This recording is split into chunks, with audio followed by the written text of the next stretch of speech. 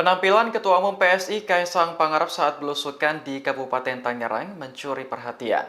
Pasalnya, Kaisang mengenakan rompi bertuliskan Putra Mulyono. Saat dikonfirmasi pada Selasa 24 September, Ketua DPP PSI Sheryl Tanzil mengaku tidak tahu jika Kaisang mengenakan rompi tersebut.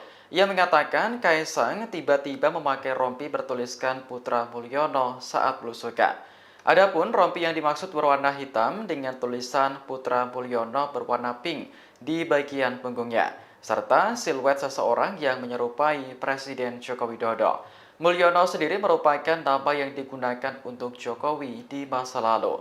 Saat belusukan di Tangerang pada Selasa siang, Kaisang adalah satu-satunya orang yang mengenakan rompi Putra Mulyono. Sedangkan para elit PSI yang mendampinginya mengenakan rompi Circle K berwarna merah yang menjadi ciri khas PSI. Saat ditanya mengenai alasan di balik pemakaian rompi tersebut, Kaisang menolak untuk memberikan komentar.